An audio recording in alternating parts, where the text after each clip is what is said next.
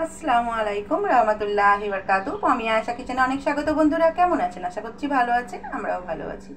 বন্ধুরা আজকে এই অল্প কটা উপকরণ দিয়ে সুন্দর একটা রেসিপি বানাবো। সেখানে কি কি নিয়েছি? আমি এখানে নিয়েছি 3 চামচ পোস্ত, এখানে নিয়েছি 3টে ডিম, একটা টমেটো, 3 টুকরো দেখুন রসুন নিয়েছি বড় বড় কোয়া বলে, আদা নিয়েছি অল্প একটু, আর নিয়েছি ধনেপাতা, 4টে পেঁয়াজ। এই উপকরণ দিয়েই একটা দারুণ মজাদার রেসিপি তৈরি করব। আশা করব আপনাদের ভালো লাগবে ভাত রুটি সমস্ত জিনিসের সাথে। দেখার অনুরোধ রইল, ভিডিওটাকে প্লিজ অন করলে ফুল ওয়াচ করবেন বন্ধুরা, আর একটা লাইক কমেন্ট শেয়ার করে পাশে থাকবেন। আমি বসিয়ে দিয়েছি বন্ধুরা, এর মধ্যে দিয়ে দেব আমি তেল। পরিমাণ মতো দিলাম, 3 টেবিল চামচ মতো হলো তেলটা দেওয়া। দেখুন ডিমটা ভাজবো তার জন্য। তেলটা গরম হয়ে গেছে, এর মধ্যে দিয়ে দেব পেঁয়াজ। এটা আমি 2টো পেঁয়াজকে কেটেছি, দিয়ে পেঁয়াজটাকে আমি ভালোভাবে একটু ভেজে নেব।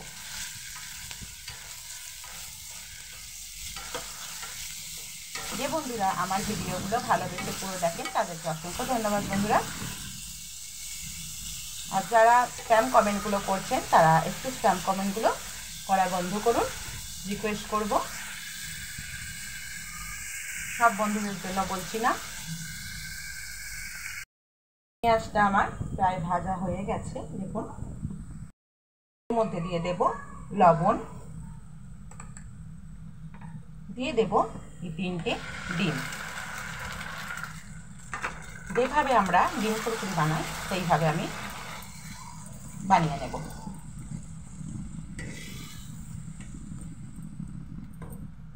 এত হাওয়া দিচ্ছে বন্ধুরা,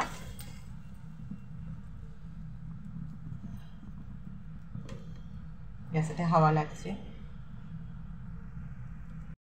ভুজিয়াটা বানানো হয়ে গেছে, এবার আমি গ্যাসটাকে অফ করে দেব। একটা ছোট ফ্রাই প্যান বসিয়ে দিলাম, এর মধ্যে বানিয়ে নেব। এর মধ্যে দিয়ে দিচ্ছি তেল, 3 চামচ মতো তেল দিয়ে দিলাম। এর মধ্যে দিয়ে দেব রসুন কুচি, আদা গ্রেট করা, অল্প আদা দিয়েছি আর রসুন দিয়েছি কোয়া, লঙ্কা দিয়েছি একটা, ছোট ছোট করে কুচিয়ে দিলাম। এটাকে একটু ভেজে নেব।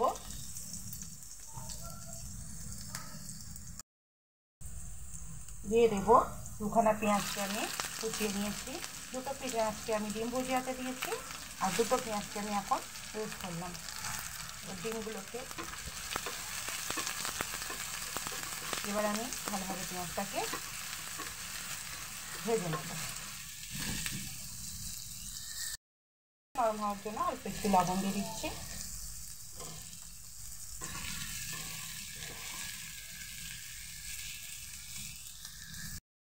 ভাজা ভাজা হয়ে যাওয়ার পরেই 1খানা টমেটোকে আমি কুচো করে রেখেছিলাম দিয়ে দিলাম।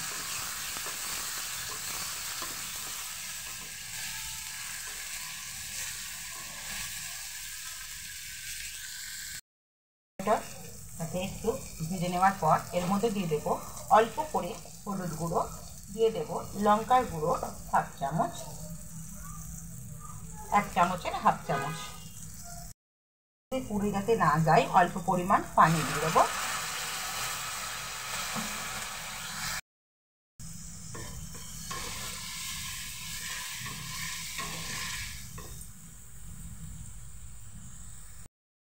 সুন্দরভাবে দেখুন মিক্সটা হয়ে গেছে আর তেলটাও খুব সুন্দর ছেড়ে গেছে।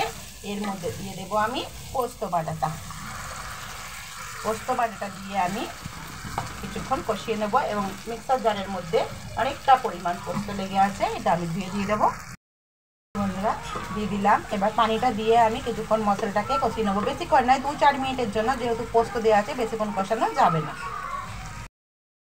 কত সুন্দরভাবে তেল ছেড়ে গেছে। এবার আমি খুব সুন্দরভাবে ওটা হয়ে গেছে, এবার আমি ডিম ভুজিয়াগুলো দিয়ে দেবো সমস্তটা, এবং ভালোভাবে মিক্স করে দেব। এর মধ্যে ধনেপাতা কুচি দিয়ে দেবো, ধনেপাতা কুচিটা দিয়ে আমি ভালোভাবে মিক্স করে দেবো, এবং লবণটা আমি দিয়েছিলাম। দুটোতেই ডিম ভুজিয়াতেও লবণ দিয়েছি, মশলাতেও লবণ দিয়েছি, তাই আমি এখন লবণটা দেবো না, শুধু ভালোভাবে মিক্সড করে আমি চেক করবো, আগে লবণ কম থাকলে আবার লবণ ইউজ করবো। মিক্স করে নিয়েছি এবং আমার একদম রেডিও হয়ে গেছে। 2 মিনিট নাড়াচাড়া করে নিলাম, লবণ একদম ঠিক আছে বন্ধুরা। এবার গ্যাসটাকে করে দেবো আমি বন্ধ। গ্যাসটাকে করে দিলাম বন্ধ। আপনাদের কেমন লাগলো জানাবেন। অসাধারণ খেতে লাগে এই ডিমের চচ্চড়ি। ভালো লাগলে লাইক, শেয়ার, কমেন্ট করে আমার পাশে থাকবেন বন্ধুরা। যেমন দেখতে সুন্দর সেরকম খেতে সুন্দর। অল্প কটা উপকরণ দিয়ে আপনারা ভাত, রুটি, পরোটা সবার সাথে এটা খেতে পারেন।